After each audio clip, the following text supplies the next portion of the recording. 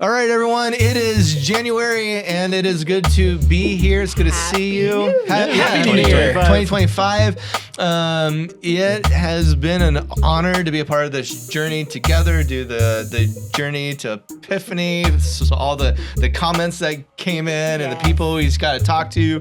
Thank you. It was awesome. Yeah. But it is 2025, and the church calendar does not hit pause. So it's good to be here, guys. It is good to be here. You know what I was thinking about earlier today? What? It's been 25 years since Y2K. Yeah. Oh. You remember that? Quarter of a century. I know. I don't know why I was thinking about this, but just the chaos and the panic that people were experiencing as 1999 was winding down. Like, the computers are going to crash. But it was all okay. I stayed up till midnight Just to make sure? Yeah. I remember I had a pepperoni pizza that night. I had a ton of did. Mountain Dew. I remember drinking it's a ton amazing. of Mountain Dew. Yeah. I But was it all a ended up okay. senior in high school. I was too. Seniors. I think I might have been a freshman. And Stetson was probably just grade. born. Wearing In diapers. the womb. No, I was like in middle school, I think, or something. That's I don't good. know. Yeah. So the 12. I was idea, 12. the idea of fear and chaos, bringing that to the table a bit as people anticipate What 2025. is that? Is that the thing you're doing? Might as well. Yeah, absolutely. topic That it could up. be a great place for us to go. Okay. How about you unpack What- that a little what bit? are- I what did are- Y2K. What are your No, no, fears but for like 2025? for real, it's always such an interesting thing to step into a new year because like the culture and pretty much everywhere you look on social media, news, whoever you talk to, they're talking about what they want to be different. And a lot of times the things they want to be different about the new year are because there was something bad that happened the previous year, right? There was something unhealthy, something that brought anxiety, something that made their lives chaotic. And they want to do something different. But the reality is, you guys know this, right? Most years end up being the exact same as the previous year.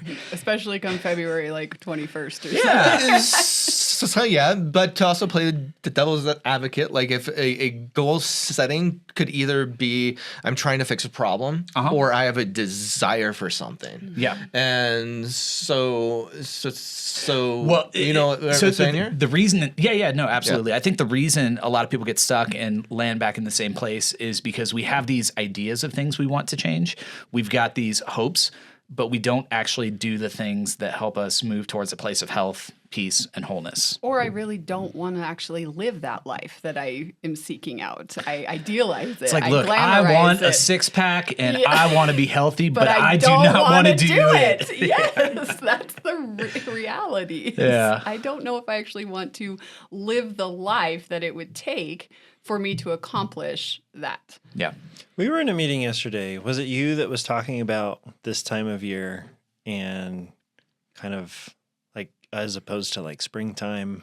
Yeah. Do you remember? yeah.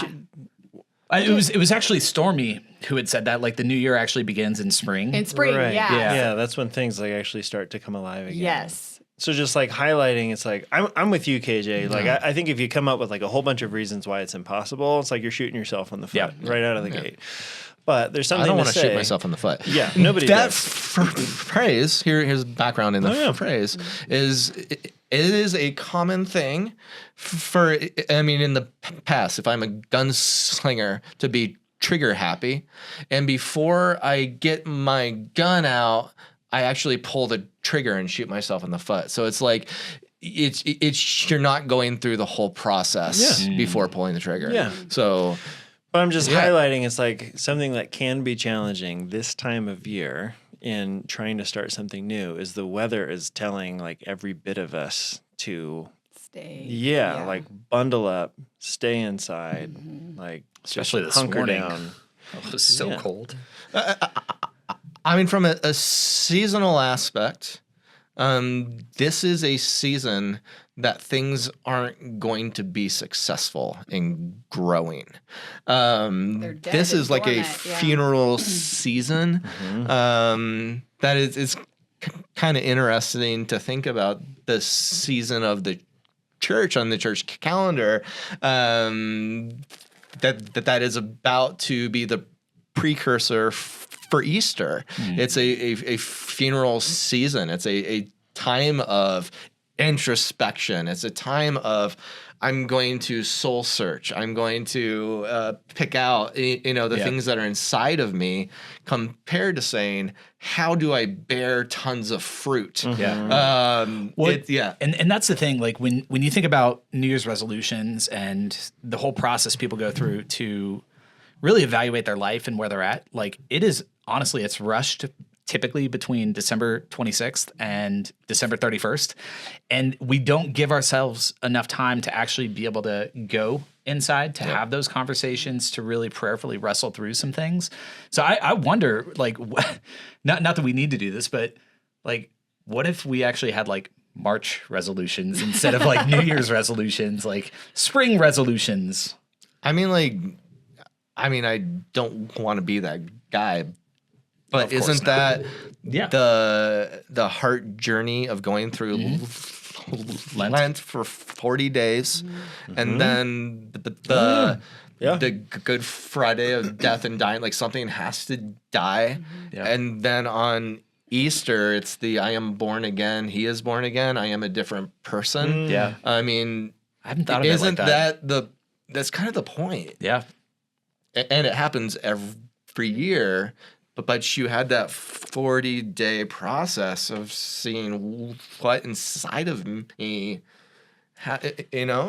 Do you have that friend, though, that is like at the beginning of the year is so on fire with goals? That's me. Is that you? Are you that guy? I have a whole journal packed of the things that I'm going to do. I've got to make my vision board for the year that's on my laptop. Like, I don't have that ingrained in me at all. I never do that. I never do goals. It's very rare that I... No, I don't either.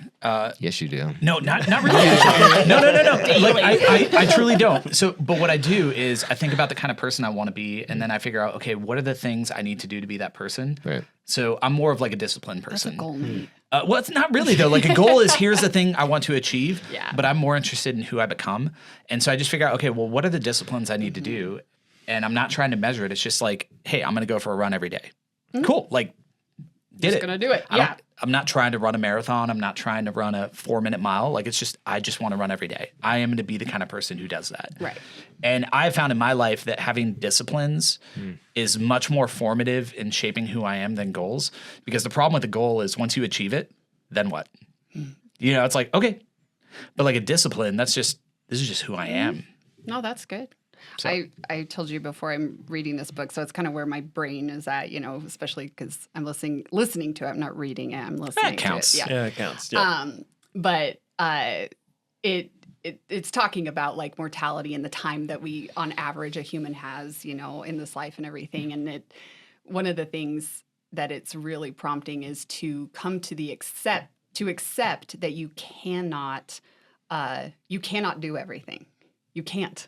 Like, you can make this long list of things even in a day and be like, these are all my priorities and everything. But most likely you're going to do 1 to 3 of those things, and it's confronting that, accepting that, like, it's impossible to do all of the things that I want to do. And the minute I say yes to this, I'm saying no to 100 other things that I could be doing. And thinking about that through like New Year's resolutions and stuff like that, because I've listened to a few podcasts on that, trying to like inspire myself to do that, but I just don't have the motivation this year. Yeah. And one of the things I heard was, rather than adding, because a New Year's resolution normally adds, right? You're going to add working out. You're going to add doing something, but what if your New Year's resolution was, what are the things I'm going to take off of my plate, to remove from my life, and spending more energy on removing things to allow time. So. Yeah. Yep. But if you add time, that's how do you how do you use it? That would it. Yeah. How? And so it'd be easy to subtract something, and then the thing that's filled in is something that isn't healthy. So 100%. you actually, there's a thing.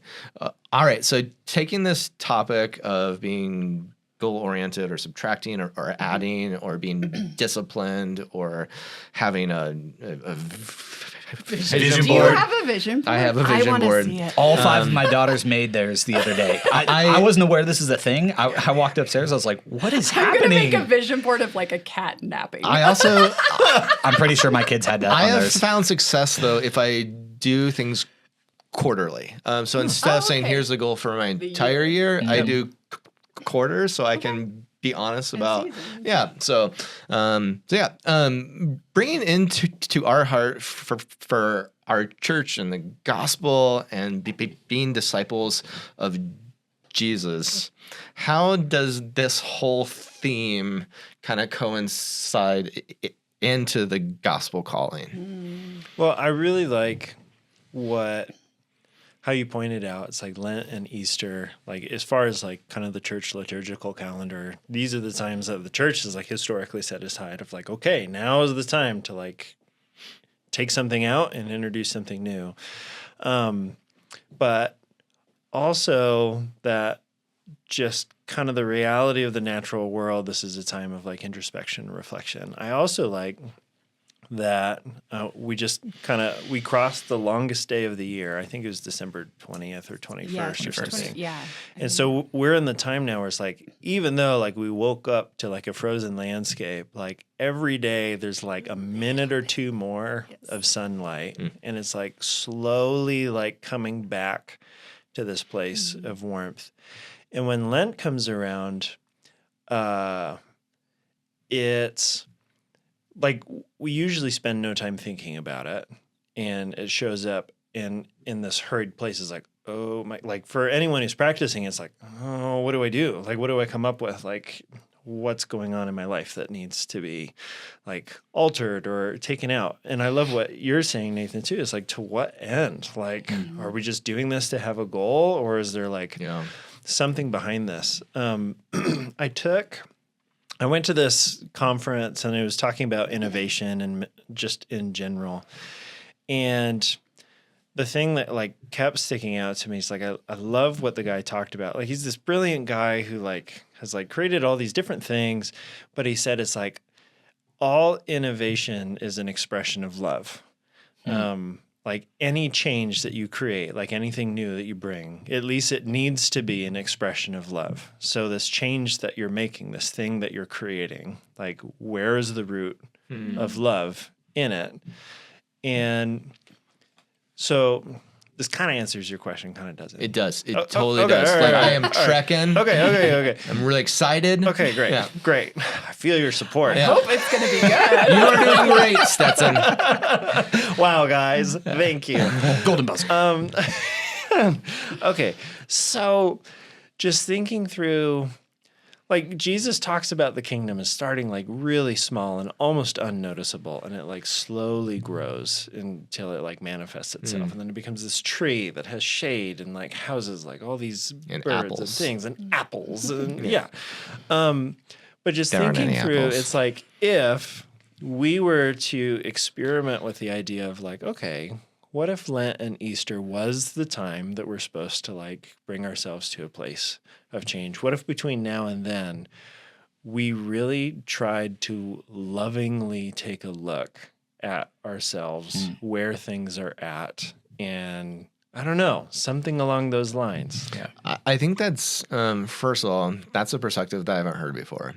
And thinking about the discipleship journey, I'm going to be a bit vulnerable here. I often feel like I'm on this constant journey to fix myself or to improve myself because there's such a void or broken and I'm going to get better.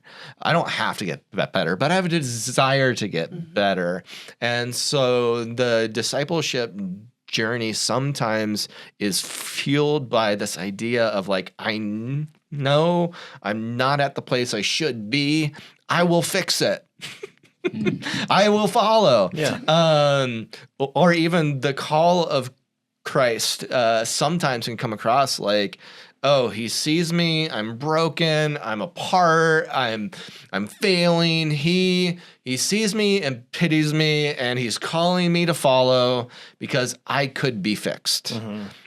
And the thing that you are saying is the call of Christ itself is from a heartbeat of love. The desire to follow Jesus itself is fueled by love. And our introspection is basking in love. Could that be a component that's been void in our experience? No, absolutely. I think it is. And I think there are some people probably watching who need to hear that. Right. You know, I was like, no, I'm being serious. I'm mind blown I'm agreeing right now. with that. Yeah. Like, this is the thing I love about following Jesus is like we're all in different places and we all need to hear different things from him. Right. You know, when you think about the way Jesus engaged people and interacted with people, like what Jesus said to his disciples is very different than what he said to the Pharisees than what he said to the woman caught in the act of adultery. And I think the prevailing message that we hear is often, you know, the kind of message that we might hear Jesus speak to a Pharisee, like fix yourself, get better, do better. And because it's easy, like that's a really easy thing to kind of quantify and to point at. Well, you need to start reading your Bible. You need to start praying. You need to start going to church, get in a small group. But what you're talking about, it's not necessarily this thing that we have a program for, right? When we talk about experiencing, basking in, sitting in the love of Jesus, it's like, okay, but how? And I'd be curious for you, like, as you think about that, right? Because so many of the things, if we talk about, well, we want to be formed, so here are the things I got to do, here's the disciplines, that's the easy part of following Jesus. But what you're talking about, this is the hard part, and this is why I think a lot of us don't actually go there, even though we desperately need it, because we don't know how to do that. And I'd be curious if you guys had any thoughts for people who are like, yeah, I need that, like, I want that, like, I yearn for that experience in my life, like, what does that look like? It could just be, I mean, a piece of it could be, I think when we're at the beginning of the year or making these resolutions, it's very much it's our mind basically making these decisions for ourselves, whether it be for our health or for, you know, but what if it is more of a heart question to Jesus of like, what do you want for me this year rather than what do I want for myself or how to change myself or, you know, but something as simple as asking Jesus, like, what is it that you want for me this year? Yeah, and going back to how this conversation began about fear and chaos, I think a lot of our things are trying to counteract fear and trying to avoid chaos. And I think there is a pretty cool concept in the shepherding of Jesus that you don't have to be afraid. It's like this whole Psalms 23 thing. And the absence of chaos is the beginning of the Bible, and how creation forms. And so it could be and I don't want to get into the how-tos of, I'm horrible at that. I'm just a very bad how-to guy. But I just sit in the inspiration of what if there is simply the turning of the tide is to see that he truly loves us. And I had been, the background in 2017, I was in the best shape that I probably have ever been in. And I was inspired by the fact of how much I hated my body. So it was this fuel that I had. And I found that if I was in better shape, I could talk better because I hated how I talked. And there's a bunch of like self-hatred there that I was trying to almost like, I was inspired by fear and hatred, I think. And I came to this place in 2020 that I didn't have that anymore. I got healed of like self-hate and self-embarrassment and seeing how God, I've put on 40 pounds.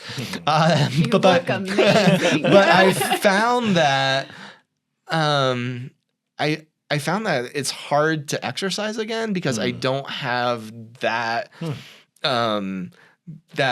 The that drive thing that that comes from unhealth. yeah, the drive of I have fear and I have chaos. And so I'm curious if I came at it from I love who I am. I love my family. I love Jesus and he loves me. How that could come into something that's much healthier. Yeah. I think compassion is a really important element here. Because I think this can get misconstrued as just an exercise in loving everything about yourself and how everything is going and just being content, opposed to like you can go after the things that you're dissatisfied with or just are objectively not good from a place of like fear and self-hate.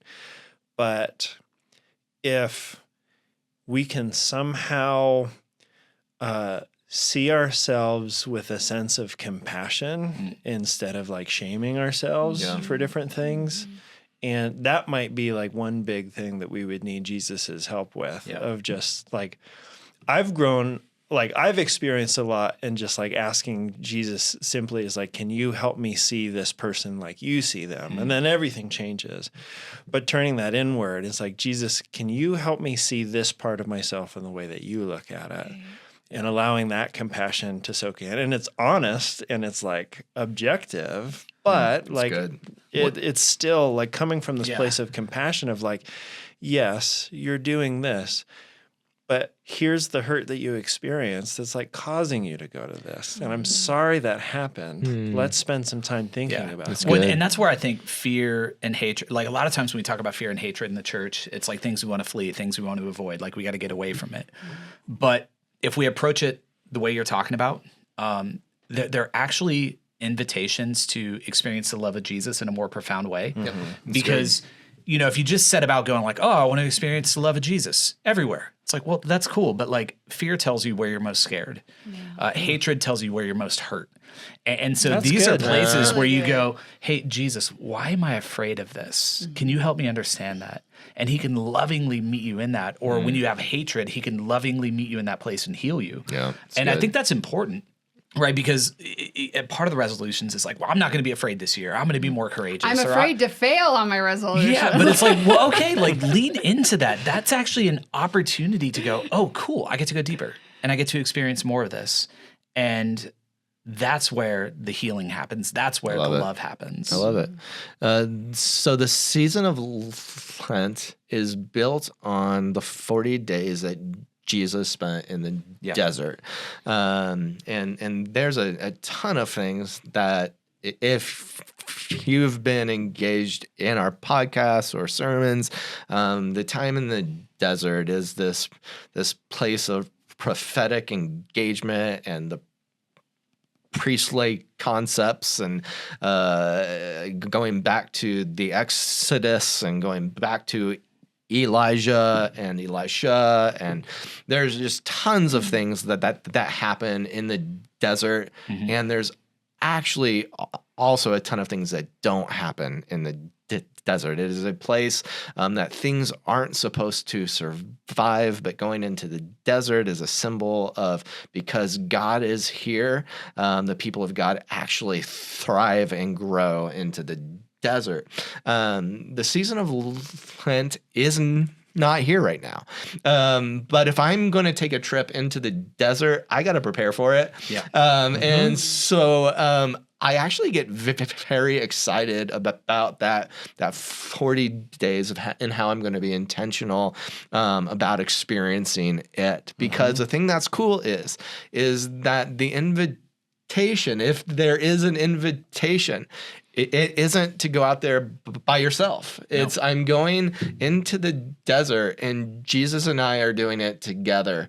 And yeah, I was just kind of like setting the table a bit for the upcoming times to come. And I think oftentimes like people go into Lent and come away with like a deeper understanding of themselves. But this conversation is making me wonder how would Lent be different if we entered into it already with a deeper understanding of ourselves? And like with that understanding, we move into a place of I don't know, something else instead of, I don't know. I've always entered into it with this place of experimentation of like, if I remove this thing or alter this thing for 40 days, what do I observe about myself? Compared to like what we're talking about, it's like, what if I spent a few months observing myself and understanding myself and then narrowing down? It's like, okay, this is who I am. This is where I'm at. It's clear what I need to do during these 40 days is this. Yeah, it's an intentional season, and the desire is I want to see God. That's the journey into the desert. It's I want to see you. Yeah. It's so easy, like to say, oh, I'm gonna avoid social media or chocolate, and I'm gonna do this, and this. But it's very introspective, and it's like, I want to see myself. And that actually could be counterintuitive to the very season itself. Some of the ancient practices are an actual 40-day fast that they don't eat or eat the whole time. Because the goal of the ancient church had been to void of everything. You realize the Super Bowl is coming. Well, Lent starts after the Super Bowl. But it's like that whole idea of going into a more of an epiphany experience of that season of I'm gonna go into the desert and I'm gonna see Eden. And that's my goal. I want to see Eden. That in the was desert. the goal. Like when you look at the ancient church fathers and when they went to the desert, or even the people of God, they never went to the desert to discover something about themselves, although that happened. They always went to the desert to meet with God. Right. And that's where the profound stuff happens. So we are, at this point, when this releases, we're about 6.5 weeks away from Lent. It starts on March 5th. Okay. And I get excited about the idea, like you guys have been mentioning, of taking the next 6.5 weeks to prepare ourselves for that experience. That's a long time. It is, but I mean, think about it. You don't need that with your vision board. But I mean, like truthfully, though, like when you think about it, like if you're gonna go climb a mountain like Everest, you don't just wake up one day and go, "Oh, I'm gonna go do it tomorrow." It's like, no, you spend a long time preparing. But what if we created space and margin for that introspection so that we know, okay, like this is some of what we want to see happen in this time. Like this is what I'm making myself ready for. I love it. Like it adds intentionality because the reality is like, even though we're technically in what's considered dead space in the church calendar, right? Because they have those, they call them like the normal times in the church calendar where you don't necessarily have something you're looking forward to.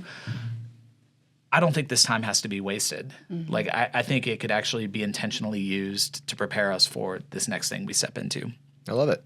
Especially because our culture is trying to push us ahead right now. Right? Yes, You're feeling it feels like I'm it. supposed to do, I'm supposed to have my word of the year or Llama.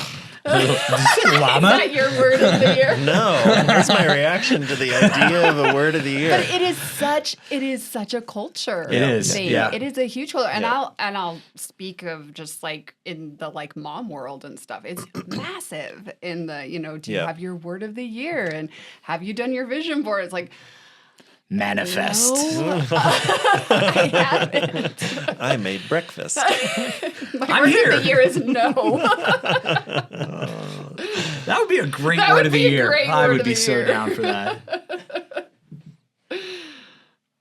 I think this gives us a lot to go off of. I agree. It's pretty exciting, I think. And so I definitely value our conversation and our time together. And it's kind of fun to have conversations kind of behind the scenes of things and you're able to see how things unfold for us. It's truly is four friends being together, talking about our heart, our faith, our families. So it's an honor to share that here. Yes.